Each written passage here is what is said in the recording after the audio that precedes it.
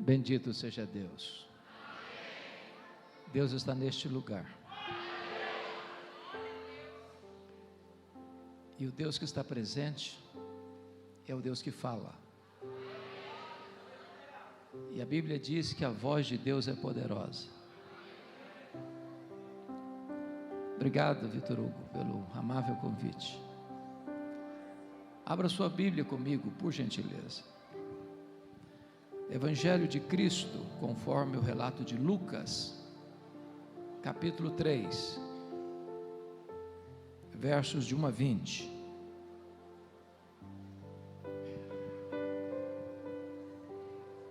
Lucas 3, versos de 1 a 20. Eu peço a todos que, tendo a Bíblia aberta, e após a leitura do texto, manterem sua Bíblia aberta. Eu preciso que você acompanhe comigo na sua Bíblia a exposição. No 15º ano do reinado de Tibério César, sendo Pôncio Pilatos governador da Judéia, Herodes tetrarca da Galileia, seu irmão Filipe tetrarca da região de Itureia e Traconites, e Lisânias tetrarca de Abilene, sendo sumos sacerdotes Anás e Caifás, veio a palavra de Deus a João, filho de Zacarias, no deserto. Ele percorreu toda a circunvizinhança do Jordão, pregando o batismo de arrependimento para a remissão de pecados, conforme está escrito no livro das palavras do profeta Isaías: voz do que clama no deserto, preparai o caminho do Senhor, endireitai as suas veredas. Todo vale será aterrado, e nivelados todos os montes e outeiros. Os caminhos tortuosos serão retificados, e os escabrosos aplanados, e toda a carne verá a salvação de Deus. Dizia ele, pois, às multidões que saíam para serem batizadas: raça de víboras, quem vos induziu a fugir da ira vindoura?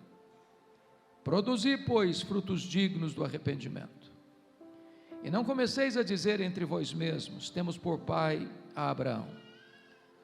Porque eu vos afirmo que destas pedras Deus pode suscitar filhos a Abraão. E também já está posto o machado à raiz das árvores. Toda árvore, pois, que não produz bom fruto é cortada e lançada ao fogo. Então, as multidões o interrogavam, dizendo: que havemos, pois, de fazer? Respondeu-lhes: quem tiver 2 túnicas, reparta com quem não tem, e quem tiver comida, faça o mesmo. Foram também publicanos para serem batizados e perguntaram-lhe: mestre, que havemos de fazer? Respondeu-lhes: não cobreis mais do que o estipulado. Também soldados lhe perguntaram: e nós, que faremos? E ele lhes disse: a ninguém maltrateis, não deis denúncia falsa, e contentai-vos com vosso soldo. Estando o povo na expectativa, e discorrendo todos no seu íntimo a respeito de João, se não seria ele porventura o próprio Cristo, disse João a todos: eu na verdade vos batizo com água, mas vem o que é mais poderoso do que eu, do qual não sou digno de desatar-lhe as correias das sandálias. Ele vos batizará com o Espírito Santo e com fogo. A sua palha tem na mão para limpar completamente a sua eira e recolher o trigo no seu celeiro, porém queimará a palha em fogo inextinguível. Assim, pois, com muitas outras exortações, anunciava o evangelho ao povo. Mas Herodes, o tetrarca, sendo repreendido por ele, por causa de Herodias, mulher de seu irmão, e por todas as maldades que o mesmo Herodes havia feito, acrescentou ainda, sobre todas, a de lançar João no cárcere. Meus amados, João Batista é certamente uma das figuras mais emblemáticas da Bíblia. João Batista é uma espécie de dobradiça da Bíblia. Ele fecha o Velho Testamento e abre o Novo Testamento. João Batista é aquele tipo de homem empolgado com Jesus antes de nascer. O nascimento dele foi um milagre, a vida dele foi um portento, a morte dele um mistério. Nenhum homem na história recebeu elogio tão elevado de Jesus do que João Batista. Jesus chegou a dizer: dentre os nascidos de mulher, ninguém foi maior do que João Batista. Ele é o precursor do Messias. Ele veio preparar o caminho do Rei dos Reis. Ele veio aterrar os vales, nivelar os montes, endireitar os caminhos tortos, aplainar os caminhos tortuosos. Ele veio para trazer um grande reavivamento espiritual no seu tempo.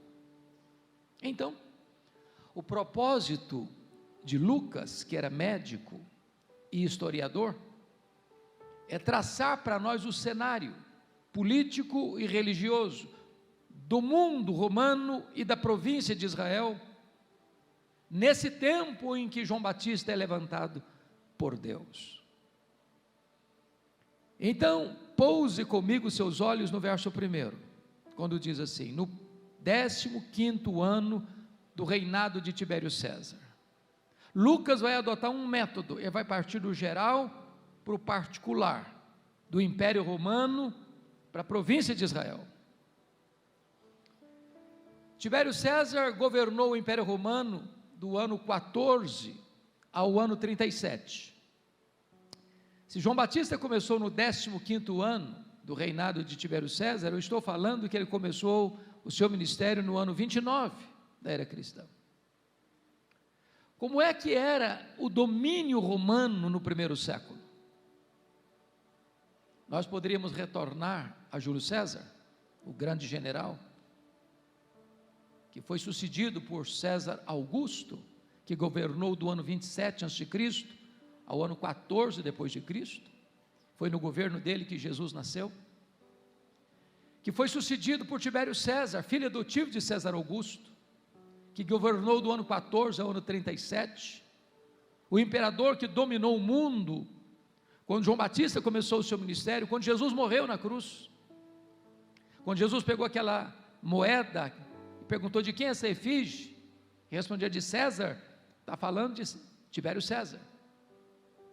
Tibério César foi sucedido por Calígula ou Gaio, que governou do ano 37 ao ano 41 e foi assassinado, que foi substituído por Cláudio, que governou do ano 41 ao ano 54, período em que houve uma grande fome no mundo e os judeus foram expulsos de Roma, que foi sucedido por Nero, que governou de 54 a 68, tempo em que foi incendiada a capital do império, a cidade de Roma, que começa um verdadeiro massacre sobre a igreja, tempo em que foram martirizados o apóstolo Paulo e o apóstolo Pedro, que foi substituído por Vespasiano, que governa de 68 a 81, o imperador que inaugura o Coliseu Romano, aquele anfiteatro da morte, quando tantos cristãos foram jogados às feras, que foi sucedido por Domiciano, que governou do ano 81 ao ano 96, quando o apóstolo João é deportado para a ilha de Patmos, uma colônia penal, onde escreveu o livro de Apocalipse. Esse breve relato que eu estou fazendo é para retratar um fato apenas. Esse tempo do primeiro século, em que João Batista é levantado, é um tempo de truculência política, de perseguição religiosa, de massacre dos cristãos. Talvez você pergunte: bom, mas e como é que estava a província de Israel, onde João morava? Qual era o contexto político desse tempo? Prossiga a leitura do verso 1 comigo. sendo Pôncio Pilatos governador da Judéia, Herodes tetrarca da Galileia, seu irmão Filipe tetrarca da região de Itureia e Traconites, e Lisânias tetrarca de Abilene. Eu preciso da sua paciência e da sua atenção para trazer esse cenário à tona, porque se vocês perceberam, tem algo estranho aqui no verso 1. Nós estamos falando de 3 filhos de Herodes, o grande, mas tem uma ave estranha no ninho do rei. O primeiro nome que aparece não é da família herodiana. O primeiro nome que aparece é um governador romano, Pôncio Pilatos. Como é que ele foi parar aqui? Como é que caiu de paraquedas aqui? Então eu vou precisar retroceder na história, porque entendo que isso é fundamental para você entender o ministério de João Batista. E eu quero começar lá com o final do Antigo Testamento. Quando Israel foi levado, ou Judá foi levado, ou Jerusalém foi levada para a Babilônia, no ano 586 a.C., quem governava o mundo era o Império Babilônico. Quando o povo retornou 70 anos depois para Israel, quem governava o mundo era um outro império, o Império Medo-Persa. Quando o Velho Testamento encerra suas páginas, quem está governando o mundo é o Império Medo-Persa. Esse império caiu nas mãos de um outro império, o Império Macedônio ou Greco-Macedônio, ou Filipe da Macedônia, Alexandre o Grande, que espalha no mundo, é muito importante entender isso, o que nós chamamos de cultura helênica ou helenismo, cultura grega, que era contrária certamente à fé judaica. Espalhou-se nesse tempo uma língua mundial ou universal, como se fosse o inglês de hoje, a língua grega. Com a morte de Alexandre o Grande, precocemente, aos 33 anos de idade, o seu vasto império foi repartido entre 4 generais. Israel ficou ora sob o domínio dos Ptolomeus do Egito, ora sob o domínio dos Seleucidas da Síria. Quando então um rei Seleucida, sírio, chamado Antíoco IV, profana o templo de Jerusalém, o segundo templo, sacrificando uma porca no altar do templo, o sacerdote Matatias e seu filho Judas Matatias entram nessa guerra, ganham essa guerra, libertam Israel do poder estrangeiro e inauguram um governo de uma família asmoneia. Porém, no ano 63 a.C., Pompeu conquista esse território de Israel, agregando-o ao vasto e poderoso Império Romano. Israel, a partir de 63, então passa a ser dominado por Roma.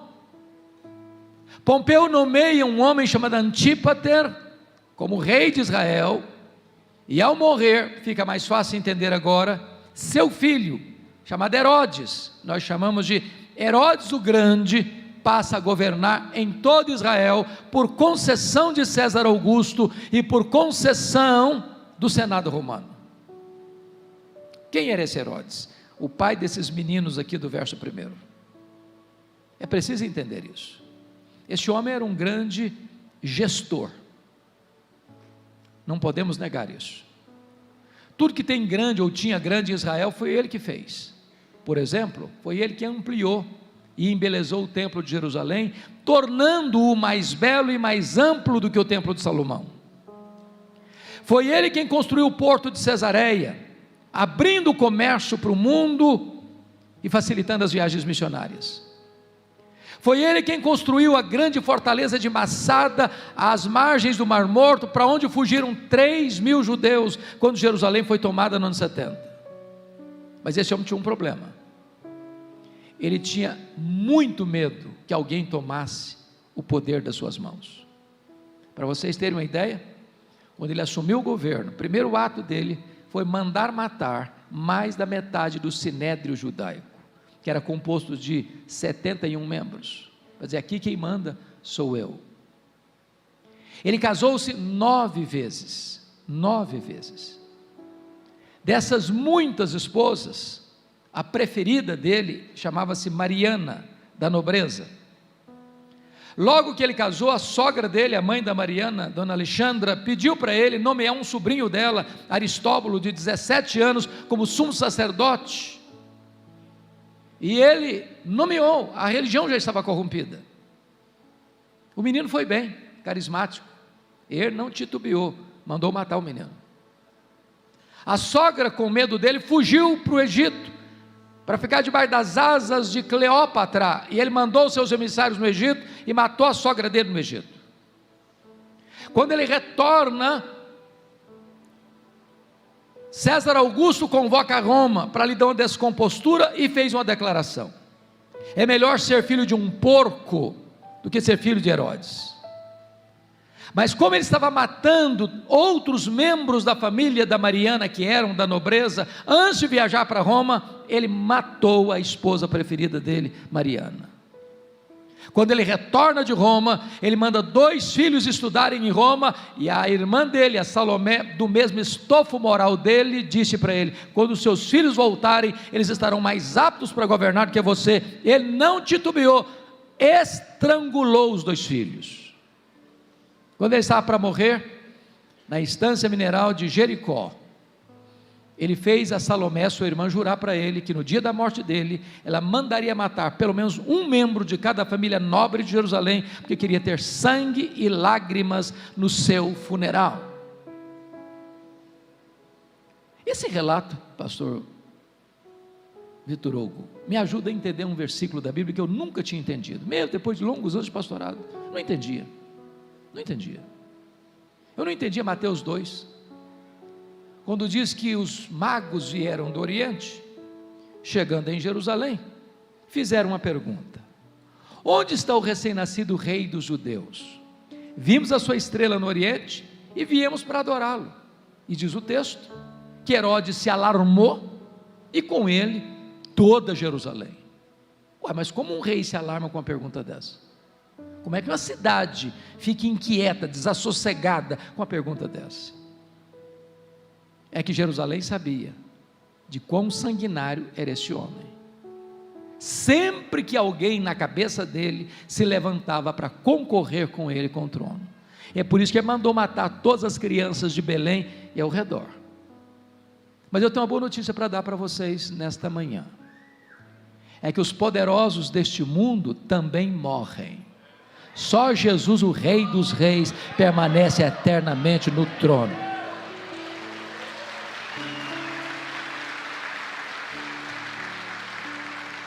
Herodes morreu. Quando ele morreu, todo o reino dele, que cobria todo o território de Israel, foi repartido em 4 partes. Nós chamamos isso de tetrarquia. O que é estranho, e agora eu estou chegando mais de perto na interpretação do verso 1, é que não tem uma tetrarquia aqui, porque a tetrarquia da área mais importante da Judéia, onde ficava Jerusalém, fica Jerusalém, não tem um filho de Herodes, tem um governador romano. O que aconteceu? Você só consegue interpretar Lucas 3:1 à luz de Mateus 2:22, porque lá em Mateus 2:22 diz que quem recebe a tetrarquia da Judéia é o filho dele, Arquelau. Bom, mas cadê o Arquelau? O que aconteceu com Arquelau? Por que ele saiu do mapa e entrou no lugar dele um governador romano? É que o Arquelau foi pior do que o pai, e os judeus então gritaram: tira esse homem do poder, tira esse homem do poder, tira esse homem do poder, bota um governador romano aqui. Notem que Israel não era governado por um governador romano, mas por uma família herodiana, a família edomita.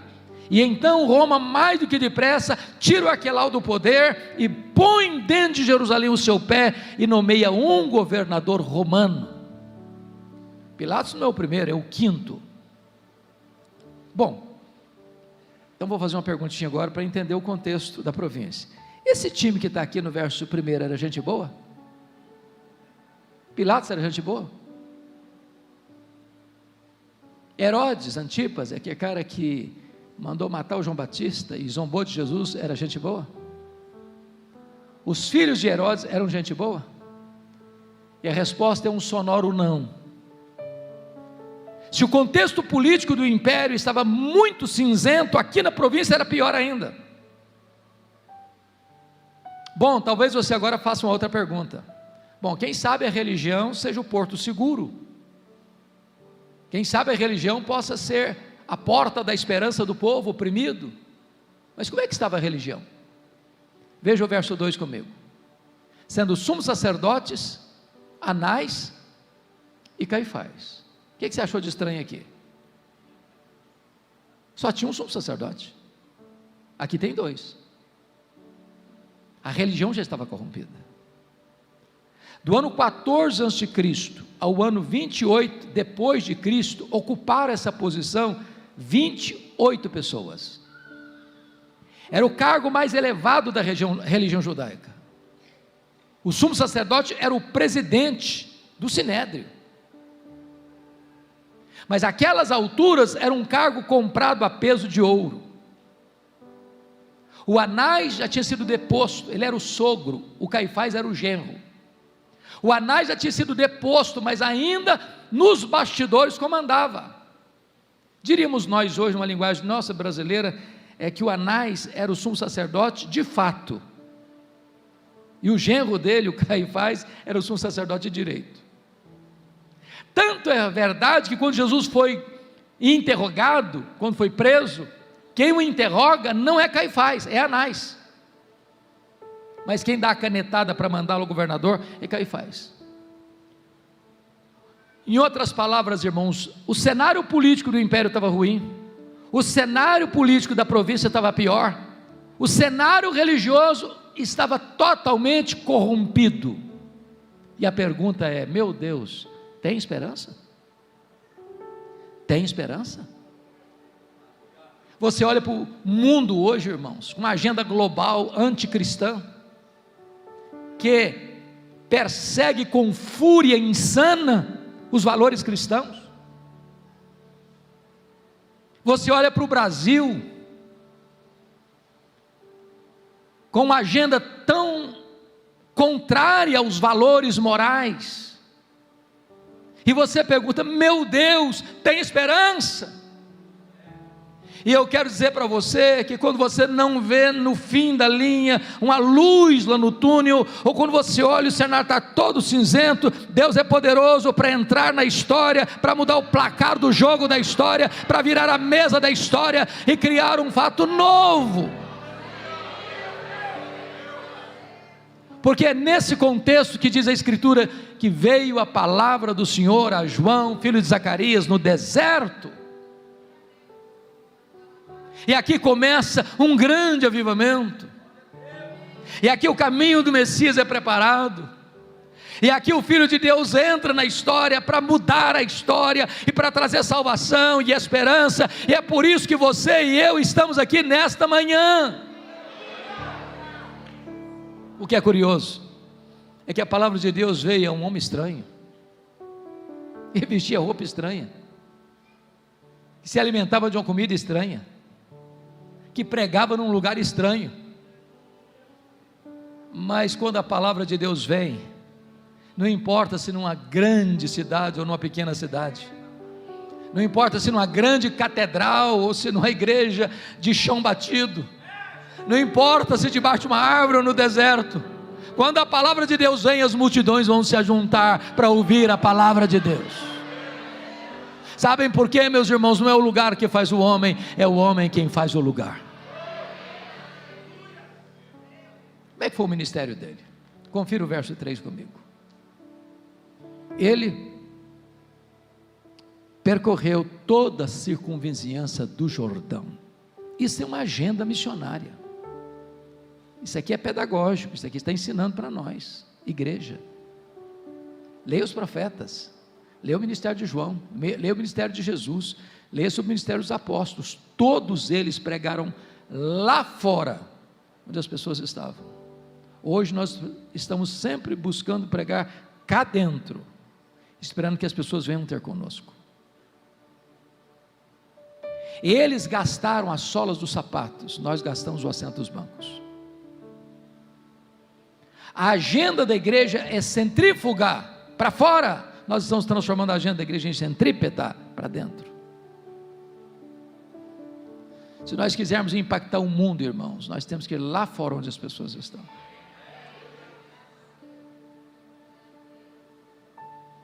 Mas o que é que ele pregou? Tem 400 anos que ninguém escuta um sermão.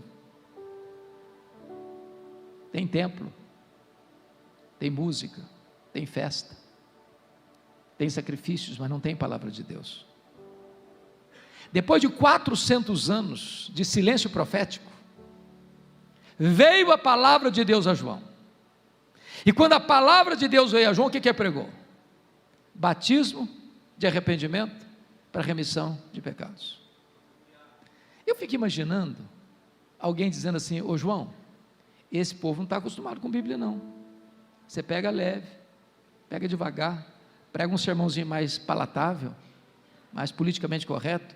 Se você pregar um sermão muito denso, esse povo não vai aguentar não estão acostumados com Bíblia, você vai dar uma feijoada, é melhor começar com leitinho. Só que João não era um profeta da conveniência, João não era um alfaiate do efêmero, João era um escultor do eterno. Ele prega, mostrando para as pessoas que a não ser que haja uma mudança na vida delas, na mente, no coração, no caráter, na vida, na conduta, a não ser que haja arrependimento, não tem perdão de pecados.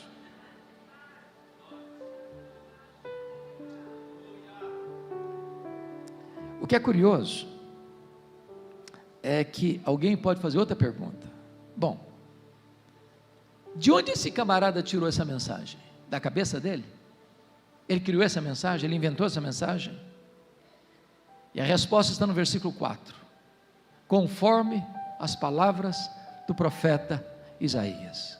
Depois de 400 anos, quando o pregador se levantou para pregar, ele abriu a escritura e expôs a escritura. Nós pregadores não temos a fonte da mensagem, não está dentro de nós mesmos. Nós não criamos a mensagem, nós não somos a origem da mensagem. A mensagem não é nossa, a mensagem é de Deus. O que temos a promessa que não volta vazia não é a palavra do pregador, é a palavra de Deus. O nosso papel não é criar a mensagem, é entregar a mensagem com fidelidade. A mensagem que João Batista está trazendo, irmãos, é absolutamente revolucionária. Não é uma mensagem agradável aos ouvidos, não é uma mensagem de não, está tudo bem com você, fique tranquilo, Deus é bom, vai dar tudo certo no final, não importa como é que você vive, no final vai dar tudo certo. Não, é uma mensagem 100% radical. Todo vale será aterrado, todo monte, todo outeiro vai ser aplanado, todo caminho torto vai ser endireitado, todo caminho escabroso vai ser aplanado. O resultado dessa profunda mudança é um avivamento poderoso, e toda a carne verá a salvação de Deus. O que vale? Vale uma cratera, um lugar sombrio, as áreas cavernosas da alma. Ele não está falando de topografia não, embora ele seja indicado para nós aqui no verso 5, como engenheiro de trânsito do reino de Deus. O que está escrito aí? Voz do que clama no deserto, preparai o caminho do Senhor. Ô irmãos, o que tem como pano de fundo aqui? É que os imperadores e reis do passado, quando iam visitar uma província longínqua, não tendo estradas adequadas para ir com a sua comitiva real, enviavam seus engenheiros de trânsito. preparando os caminhos, abrindo as estradas. João Batista é esse engenheiro de trânsito, mas a estrada é o seu coração, é o meu coração. Sabe por quê? O Senhor Jesus só se manifesta na igreja e através da igreja. É por isso que quando João vê Jesus no Apocalipse, e ele se volta para ver quem falava com ele, ele não vê quem falava com ele, ele viu 7 candeeiros, ele viu as 7 igrejas, e Jesus no meio da igreja. O mundo vai ver Jesus na igreja e através da igreja.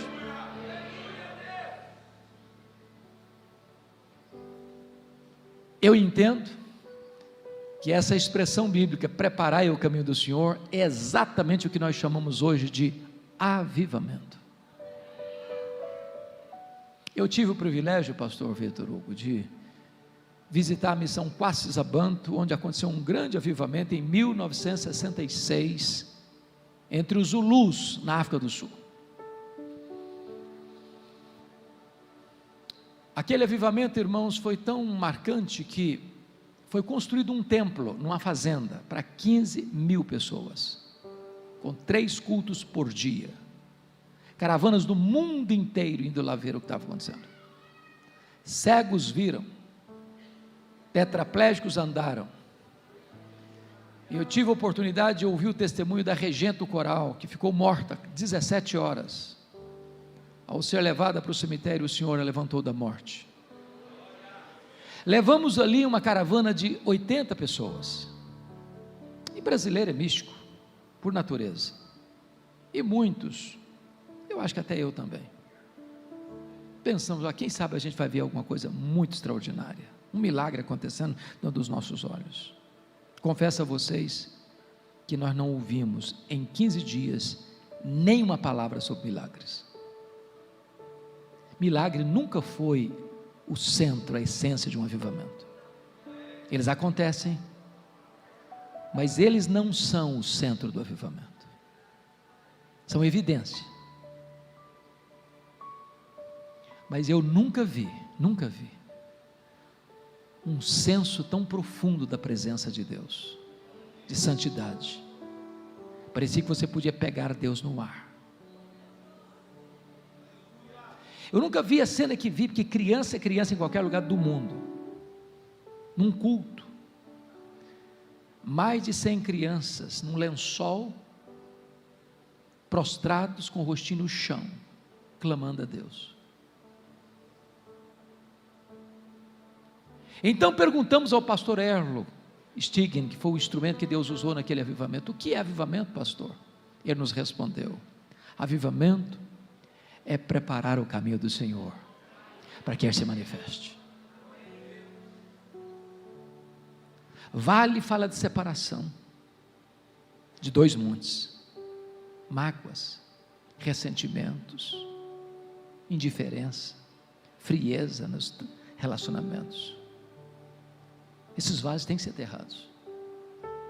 Monte fala de incredulidade, monte fala de soberba, de arrogância.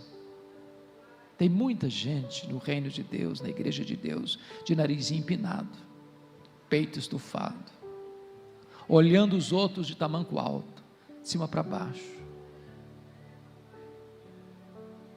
Caminho torto fala de vida dupla, de hipocrisia, de discursos sem vida. Caminho escabroso fala de alguma coisa que está fora do lugar, seja na sua vida pessoal, sexual, conjugal, relacional, espiritual. Enquanto essas coisas não forem tratadas, as chuvas serão retidas, o avivamento não vem. Eu acho que todos vocês estão impactados com o que está acontecendo em Asbury, no estado de Kentucky. Estava conversando com o pastor Vitor Hugo, que eu tenho estado em contato contínuo e direto com vários pastores, colegas meus, que foram lá ver o que estava acontecendo. O primeiro deles, um grande amigo, um homem muito culto, disse para mim: eu vou lá. Eu fui, mas fui um pouco cético. cético. E quando ele chegou lá, ele foi profundamente tocado, impactado, dizendo para mim: olha, pastor, o que aconteceu aqui, está acontecendo aqui, não tem explicação, a não ser por uma poderosa intervenção de Deus. Nenhum cantor famoso, nenhum pregador famoso.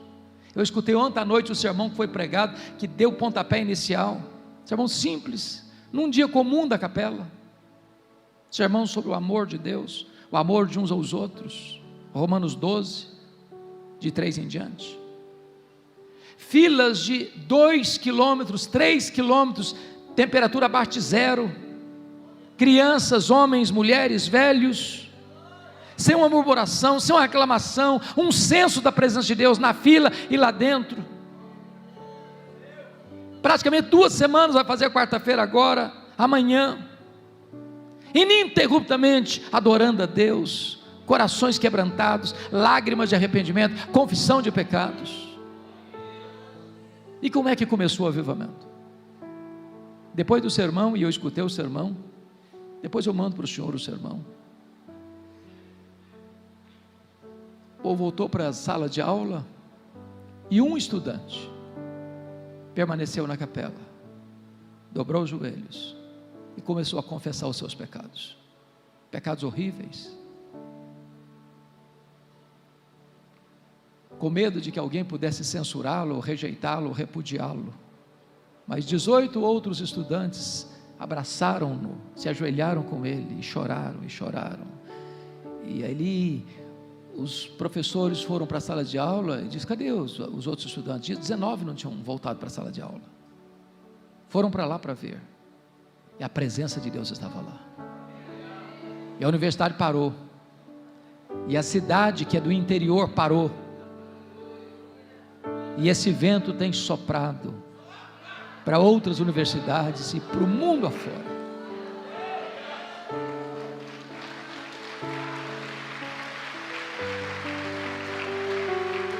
Nada planejado, não é braço da carne. Mas o que me marcou, e eu fiquei sabendo isso ontem à noite, quando entrevistava um outro pastor que estava lá, e ele disse para mim, um pastor de cabelos brancos como os nossos: a minha vida mudou, meu ministério mudou, a partir desse momento. O fundador dessa universidade, um cristão, no século 18, andou mais de 100.000 milhas a cavalo, pregando o evangelho e orando por avivamento. E essa universidade já experimentou vários avivamentos, vários, e nós estávamos conversando agora há pouco, talvez em resposta à oração daquele velho homem de Deus lá atrás. É preciso preparar o caminho do Senhor para que Ele se manifeste. Oh meu Deus, quem sabe o Senhor sopre sobre nós nesta manhã.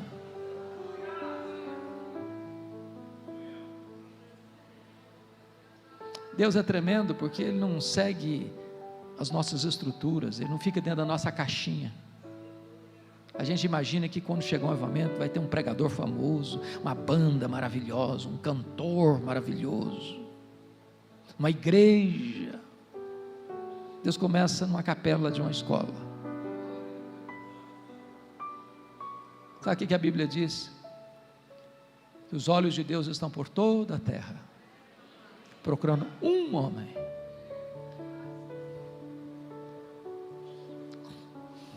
cujo coração seja totalmente dele.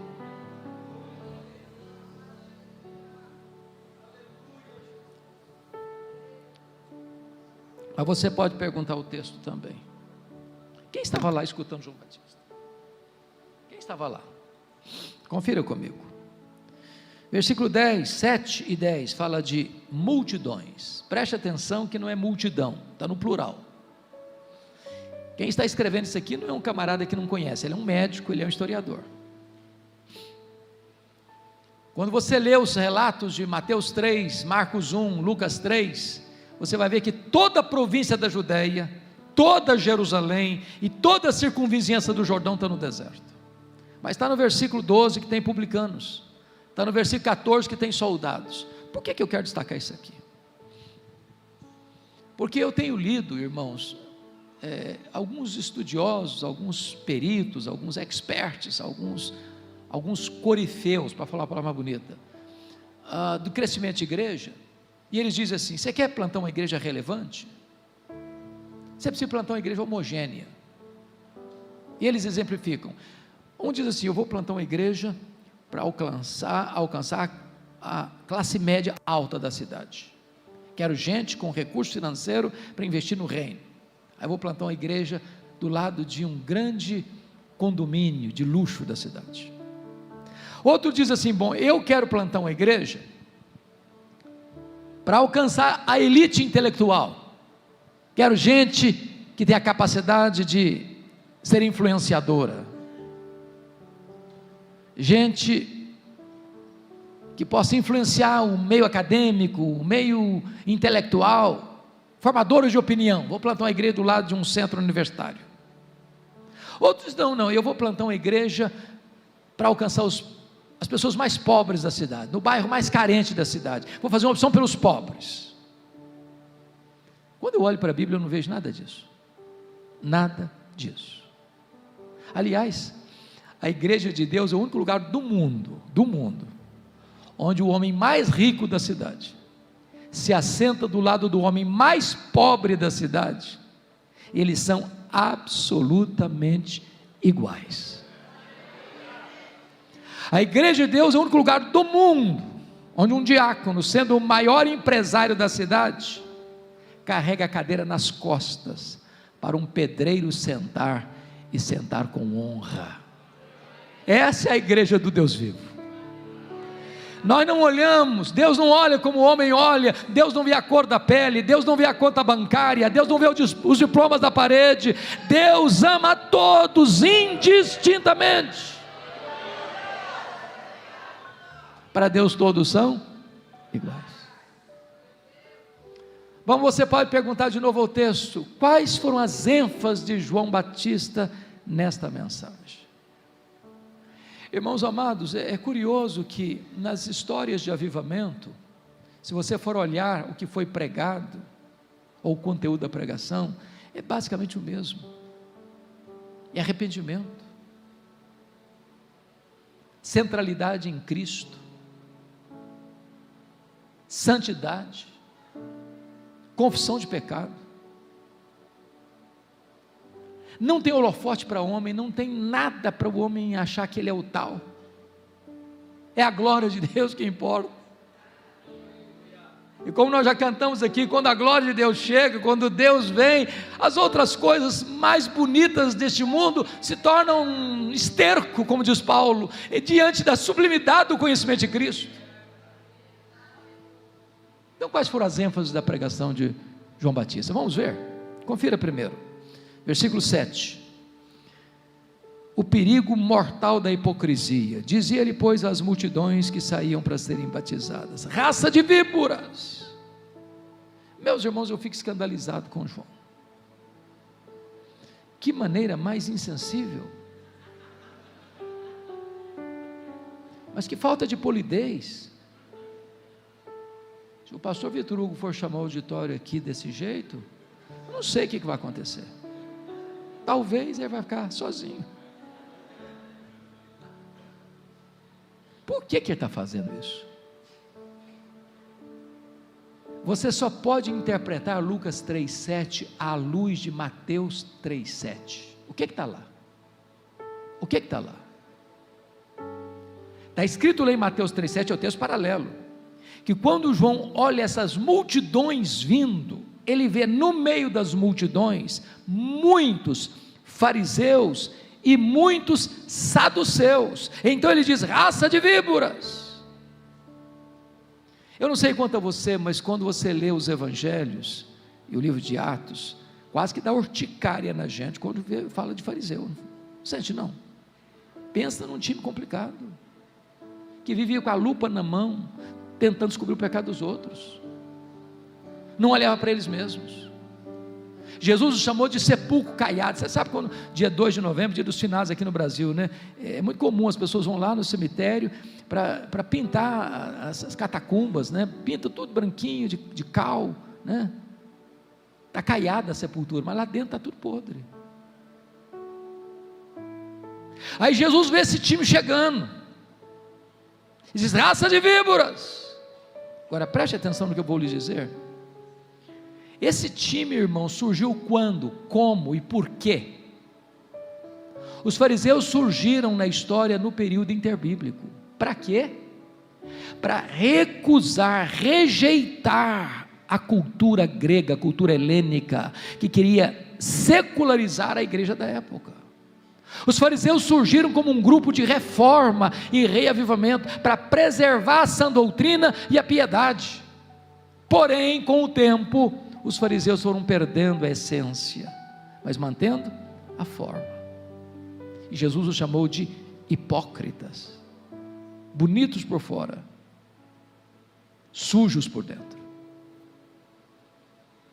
Mas também tem aí os saduceus. Quem são os saduceus? O mesmo grupo paralelo com os fariseus, que surgiram também nesse período interbíblico, para recusar, rechaçar, repudiar, não permitir que a helenização tomasse conta da fé judaica e pervertesse a fé judaica. Era um grupo de reforma e reavivamento. Porém, os saduceus eram da elite, e eles rapidamente sucumbiram à influência da helenização. Para vocês terem uma ideia, eles não acreditavam em ressurreição, eles não acreditavam em anjos, eles não acreditavam em todo o Velho Testamento, só no Pentateuco.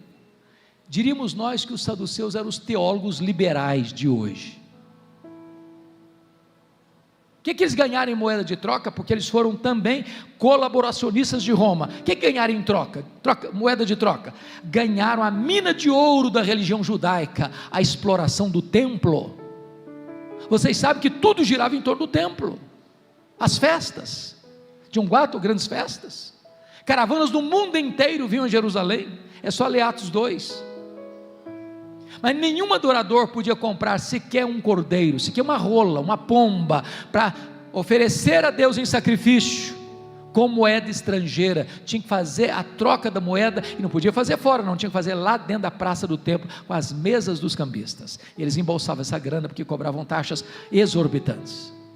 Nenhum adorador podia trazer de casa um cordeiro para sacrificar, ou mesmo uma ave, uma rola, uma pomba para sacrificar. Tinha que comprar lá na praça do templo. A praça do templo cheia de mesas de cambistas, cheia de currais de ovelhas, cheia de gaiolas de pombas, de rolas. E é por isso que o Senhor Jesus Cristo pegou o chicote e começou a virar as mesas, espalhar as pombas, abrir os currais, dizendo o seguinte: vocês transformaram a casa do meu pai, casa de oração, em covil de salteadores. O que é covil?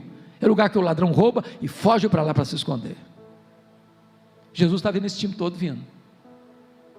Quando Jesus vê esse time todo vindo, fariseus e saduceus, ele diz: raça de víboras. Por que ele está falando isso?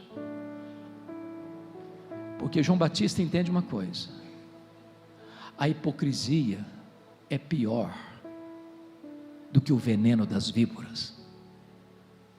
O veneno das víboras foi Deus quem colocou, mas a hipocrisia é o diabo quem coloca. E todos nós, num grau maior ou menor, usamos máscaras. Somos como Moisés, que o brilho da glória já está apagando, e nós mantemos o véu, para que as pessoas pensem que nós estamos refletindo o brilho da glória, e a glória já foi embora, já é Icabode. Nós mantemos a máscara.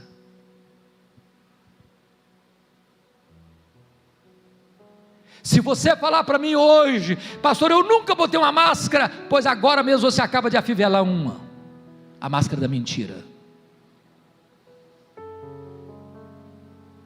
Avivamento é quando o meu pecado é confrontado, é quando as máscaras caem,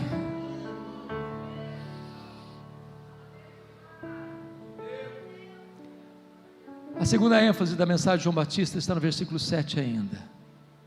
Ele alerta sobre o perigo real do inferno. Quem vos induziu a fugir da ira vindoura? Ô pastor Vitor Hugo, eu fico chocado com João Batista. Sabe por quê? Tem 400 anos que ninguém prega. Tem tanta coisa boa para pregar, irmãos. O amor de Deus, a bondade de Deus, a fidelidade de Deus. O cara vai me pregar o primeiro sermão sobre o inferno. Dá para entender isso, irmãos? Dá para entender? Eu estou com 41 anos de ministério. Eu nunca vi o pastor da igreja, seja o pastor Vitor Hugo ou eu, qualquer outro, se levantar para pregar um sermão sobre o inferno. E lá na porta da igreja, o crente dá um abraço no pastor. Pastor, que sermão maravilhoso que o senhor pregou hoje. Estou sendo até mais leve da igreja hoje. Não dá ibope não. Não dá ibope. Mas me permita dizer isso a você hoje. É melhor você ouvir sobre o inferno do que ir para o inferno.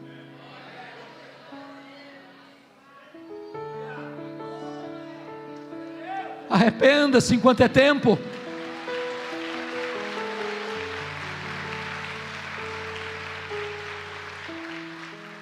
Terceira ênfase, meus amados, está aí no versículo 8. É o perigo do falso arrependimento. Produzir, pois, frutos dignos do arrependimento. Não é arrependimento e novamente arrependimento e novamente arrependimento, é arrependimento e fruto digno de arrependimento. Por que isso é importante? Todos nós, pastores, comprometidos com as Escrituras, como esta igreja é, temos visto com tristeza florescer aqui no Brasil e tão perto de Goiás, de Anápolis em Goiás, uma falsa teologia, chamada de supergraça, ou hipergraça.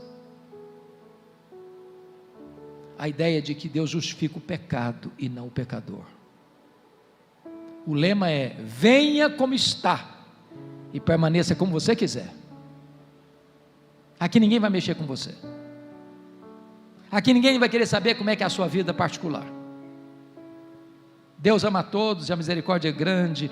E esses pecados aí, aliás, nem pecado devia ser, porque é assim mesmo, é fraqueza humana, é tal, etc e tal. No final vai dar tudo certo. A mensagem de Deus, irmãos, nos chama para o arrependimento, para a mudança de vida. O que Deus requer de você e de mim é um novo coração, é uma nova mente, é uma nova vida, é ser nova criatura, onde tudo se fez novo na nossa história. A quarta ênfase de João Batista, na pregação dele, é alertar-nos sobre o perigo da falsa confiança religiosa. Olha o versículo 8: e não comeceis a dizer entre vós mesmos, temos por pai Abraão. Me permitam dizer o que está acontecendo aqui. Sabe o que está acontecendo aqui? O auditório de João Batista está dando uma carteirada nele. Estão dizendo: ô João, calma lá, alto lá. Você sabe com quem você está falando? Ué, nós temos pedigree. Nós somos filhos de Abraão, cara. Corre nas nossas veias, mais que sangue azul, corre em nossas veias o sangue de Abraão. Eu não venho com esse sermão pesadão para o nosso lado não. Está tudo bem com a gente, mas o que é isso? Me permita dizer uma coisa: os verdadeiros filhos de Abraão não são aqueles que têm o sangue de Abraão correndo em suas veias, são aqueles que têm a fé de Abraão habitando em seu coração. A última ênfase da pregação de João Batista, irmãos, que trouxe um despertamento espiritual, é a necessidade de dar frutos ou o perigo de uma vida infrutífera. Veja comigo o verso 9: e também já está posto o machado à raiz das árvores. Toda árvore que não produz por um fruto é cortada e lançada no fogo. Você quer saber se um cara é crente mesmo? Não escute o que ele fala, veja o fruto que ele produz. Bom, mas você pode fazer outra pergunta ao texto. Esse tipo de pregação produz resultado? Vamos ver? Confira comigo em primeiro lugar, versículos 10 e 11. Quando as multidões estão escutando João Batista, isso é maravilhoso, porque em tempos de avivamento, o apelo não parte do pregador para o auditório, mas do auditório para o pregador. As multidões estão escutando João Batista, e quando essa mensagem com uma flecha atingidora, eles então, tomados de convicção de pecados, perguntam para João: o que nós vamos fazer com esse sermão seu, João, de arrependimento? O que nós vamos fazer? E João respondeu assim: quem tiver 2 túnicas, dê uma para quem não tem. Quem tiver comida, faça o mesmo. Sabe o que ele está dizendo? Você quer saber se o cara é crente mesmo? Veja se ele é generoso. Não combina crente pão duro, crente mão de vaca, crente avarento, crente suvina, crente egoísta.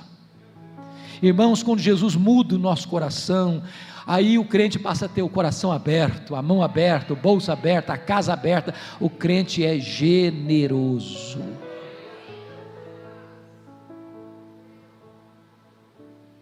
O crente ama. E o sermão que eu escutei, pastor Vitor, que precipitou esse avivamento em Esbury, foi esse: você precisa preferir o seu irmão em honra, colocar o seu irmão na sua frente em honra.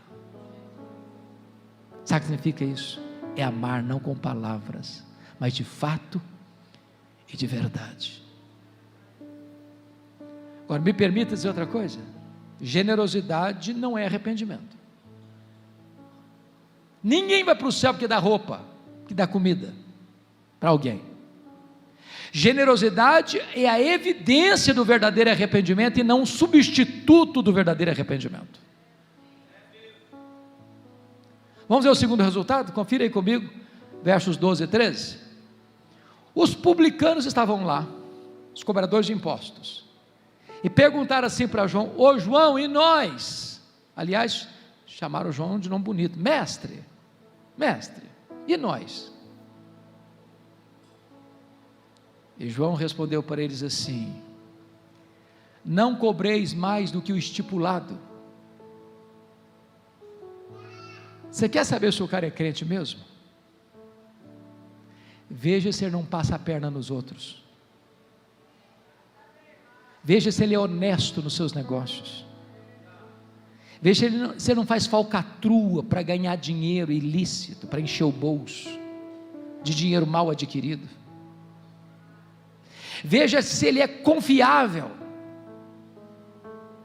O que eu estou falando aqui, meus irmãos, é de Receita Federal, falando do leão. Roma na época não tinha a estrutura que se tem hoje para arrecadar impostos, tributos. O que Roma fazia? Roma fazia uma concessão para um indivíduo arrecadar os impostos daquela região, com o compromisso de repassar um valor devido para os cofres de Roma. Mas Roma não estava nem aí se esse cobrador de imposto cobrasse muito mais para embolsar a grana, o resto, num esquema de exploração. É por isso que os publicanos eram a raça mais odiada em Israel, porque eles oprimiam o povo com taxas abusivas, escandalosas, para se enriquecerem. Mas confira comigo em terceiro lugar o versículo 14. Os soldados também estavam lá escutando João Batista. Os soldados eram romanos, num território ocupado, e eles estão lá escutando João Batista com a arma, com a sua farda. E nós, João, o que vamos fazer? E ele respondeu: a ninguém maltrateis, não deis denúncia falsa, contentem com o salário de vocês. O que ele está querendo dizer com isso?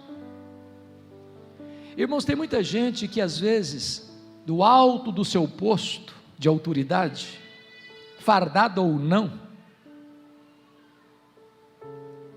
corre o risco de exorbitar na sua liderança e machucar gente, e oprimir pessoas, maltratar pessoas, que tem um poder na mão.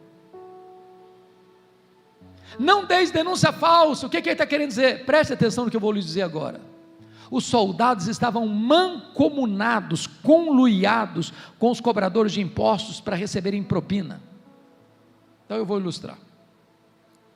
Alguém chegava na casa do Oséias, falou: Oséias, eu vim dizer para você, cobrador de imposto, publicano, que o imposto que vai pagar esse ano é tanto. O Oséias dava um suspiro e falou: eu não posso pagar isso tudo. Pois é tanto. Mas se eu for pagar isso tudo, eu não vou nem comer, vai faltar coisa para minha família. O imposto é tanto, não discutia mais não, ia embora. Entrava o soldado romano: Oséias, você vai pagar tanto. Eu não posso pagar isso, ou você paga ou eu te denuncio. Ser denunciado por um soldado romano era botar a cabeça a prêmio. Parte dessa grana ia para o bolso do soldado. E esse time está lá escutando João Batista. E nós, João? Não maltrata ninguém não. Dê denúncia falsa não. Contente com o seu salário. Você quer saber se o cara é crente mesmo? Veja se ele não faz manobras, malabarismos, de esquemas, de propina, para ganhar dinheiro. Irmãos, a igreja evangélica brasileira precisa de um choque ético,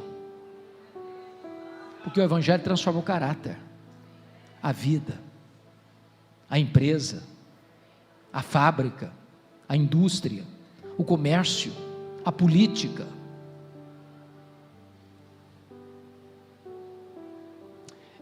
Eu sei que essas coisas não acontecem mais hoje, mas nunca é demais alertar. Me permita encerrar tratando de 3 coisas do pregador. A primeira coisa que me impressiona no pregador é a profunda consciência que ele tem de quem ele é. Olha o verso 15 e 16 comigo. Estando o povo na expectativa, povo, uma palavra no coletivo, não é isso? Substituindo as multidões dos 7 e 10. Estando o povo na expectativa, escorrendo quantos? Todos. Os detalhes ganham relevo. Discorrendo todos no seu íntimo a respeito de João, se não seria ele porventura o próprio Cristo. Disse João a quem? A alguns não, a todos. Eu batizo com água, mas aquele que vem depois de mim é mais poderoso do que eu, e ele vos batizará com o Espírito Santo e com fogo. Preste atenção no cenário agora. Essas multidões estão escutando João, e João era uma espécie de cara de leão, ele não tem medo de ninguém. Aí de repente todo mundo começa a pensar assim: ô gente, esse cara não veio preparar o caminho do Senhor é nada, ele é o próprio Messias, ele é o Messias, ele mesmo, 100% dos votos, todos dele, é ele mesmo. E essa cogitação de toda a multidão se transforma numa pergunta, e essa pergunta beija os ouvidos de João Batista com aquela voz aveludada do sibilo da serpente, e a pergunta é essa: ô João, porventura você não é o próprio Cristo? Olha a tentação aí, olha a tentativa de botar um homem no pedestal aí. Se João tivesse engolido a isca venenosa, ele podia pensar assim: bom gente, quer dizer, pensando bem, eu acho que eu sou um fenômeno. Uai, tem 400 anos que ninguém junta tanta gente. Se eu me declarar Messias aqui, o povo já tem do meu lado. Não, ele não engoliu a isca venenosa, não, ele foi categórico: eu não sou o Messias, eu vim preparar o caminho do Messias.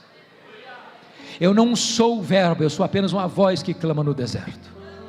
Eu não sou a luz, eu aponto para Jesus e digo: este é a verdadeira luz que vindo ao mundo ilumina todo homem. Eu não sou o cordeiro, eu aponto para Jesus e digo: este é o cordeiro de Deus que tira o pecado do mundo. Eu não sou o noivo, eu sou apenas o amigo do noivo. Eu batizo com água, mas aquele que vem depois de mim é mais poderoso que eu, e ele vos batizará com o Espírito Santo e com fogo. Eu não sou homem que é digno de me curvar, desatar as correias das suas sandálias. Eu tenho um lema de vida: convém que ele cresça e que eu diminua.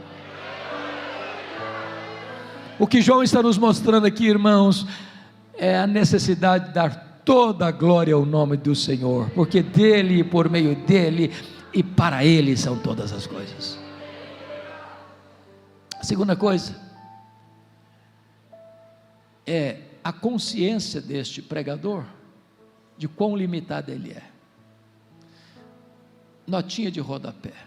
Nós temos quantos pastores aqui? Levanta a mão os pastores do auditório. Nós temos vários pastores. Louvado seja Deus, louvado seja Deus. Meus amados, nós pastores precisamos sempre ter essa consciência que nós somos rigorosa e absolutamente limitados. Versículo 16, olha aí. João diz: eu batizo com água, mas aquele que vem depois de mim é mais poderoso do que eu. Ele vos batizará com o Espírito Santo e com fogo. Não importa se Vitor Hugo, não importa se o Antônio, o José, o maior pregador, o menor pregador, não importa. O pregador só consegue falar aos ouvidos. Só o Espírito Santo fala ao coração. Só o Espírito Santo. Não importa como o pastor batiza, se por imersão, se por efusão, se por aspersão, ele só pode lidar com o símbolo, Só Jesus tem poder de batizar com o Espírito Santo e com fogo. O pastor pode pegar os elementos da ceia e partir o pão e distribuir o cálice, mas o pastor não tem o poder de tornar esse meio de graça eficaz no coração das pessoas. Só o Senhor pode fazer isso. Não a nós, Senhor, não a nós, mas ao teu nome da glória. Finalmente, o pregador é corajoso. Veja o verso 19 e 20 comigo. Mas Herodes, o tetrarca, sendo repreendido por ele, por causa de Herodias, mulher de seu irmão, e por todas as maldades que o mesmo Herodes havia feito, acrescentou ainda sobre todas a de lançar João no cárcere. Vamos entender isso aqui. Eu disse para vocês lá no começo que o pai desse time aqui, pai desse Herodes aqui, Herodes o Grande, havia se casado 9 vezes, formando o que nós chamamos hoje de uma família disfuncional. Ele teve muitos filhos, com muitas mulheres. Desses muitos filhos, 4 deles receberam um poder político depois da morte dele: Arquelau, Herodes Antipas, Filipe, entenda-se Filipe II, e Lisânias. Mas existem muitos outros. Um dia, esse Herodes Antipas, tetrarca da Galileia, vai a Roma e visita o seu irmão Filipe I, que era casado com Herodias. Esse Herodes aqui, Antipas, também era casado com a filha do rei Aretas, e chegando lá em Roma, para visitar o seu irmão, ele se engraça com a cunhada dele, Herodias. Herodias, por sua vez, era filha de Aristóbulo, que era um dos outros filhos de Herodes o Grande. Portanto, a Herodias não era apenas cunhada dele, era também sobrinha dele. Então o pecado de Herodes foi de adultério e de incesto. A Herodias disse assim para ele: se você me prometer divorciar da sua mulher, filha do rei Aretas, eu largo o seu irmão, me caso com você. Ele topou. Agora pense comigo na cena. Um dia o Herodes desembarca na Galileia com Herodias a tiracolo. O João Batista, que era cara de leão, não tinha medo de ninguém, botou o dedo na cara dele e disse: não te é lícito possuir a mulher do teu irmão. Ele sabia que estava mexendo num vespeiro, num ninho de cobras, e não deu outra. Foi odiado, foi preso. Preso aonde? Na masmorra de Maquerós. Onde fica Maquerós? Do lado do Mar Morto, 45 a 50 graus, todo dia. O maior homem dentre os nascidos de mulher. Mas João não pensa assim não, sabe? Ele prefere estar preso com a consciência livre, do que livre com a consciência presa. Um dia teve uma festa na casa do Herodes, aniversário dele, os seus convidados ilustres, e já estava chapado, bêbado.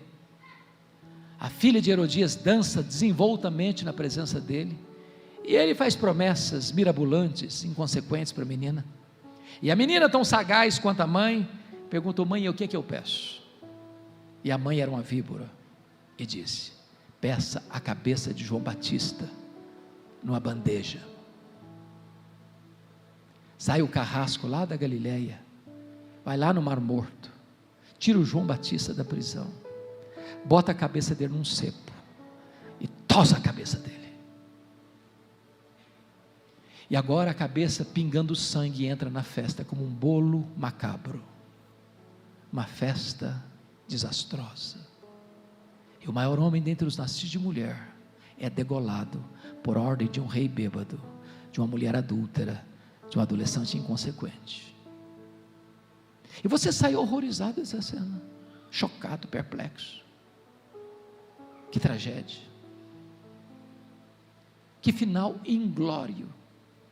Mas João Batista não pensava assim, não. É melhor perder a cabeça com honra do que mantê-la por uma mentira.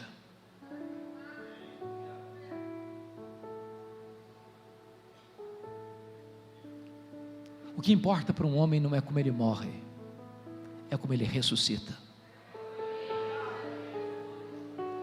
Irmãos, eu não sei o que vem por aí, no Brasil e no mundo, mas parece que as nuvens estão ficando muito escuras, parece, e nossa geração não suporta mais crentes covardes.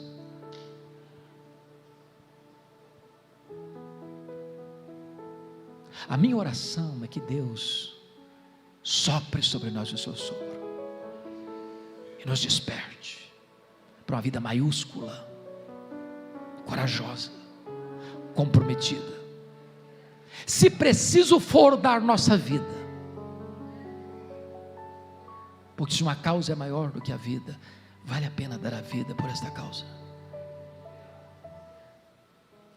Mas eu posso garantir uma coisa a vocês: por mais doloroso que seja o sofrimento que vier, o céu indenizará todo o sofrimento, porque a nossa leve e momentânea tribulação produz para nós eterno peso de glória acima de toda comparação. Eu pergunto a você hoje: que pai e que mãe botaria o nome de Herodes num filho? Só um louco, ou um desavisado. Mas João Batista, apesar de degolado e morto, ainda fala, ainda mexe com o seu coração. E a minha esperança, irmãos, é que Deus levante essa geração de crentes cheios do Espírito Santo, que prepare o caminho do Senhor para um grande avivamento, para que toda a carne veja a salvação de Deus. Que o Senhor tenha misericórdia de nós.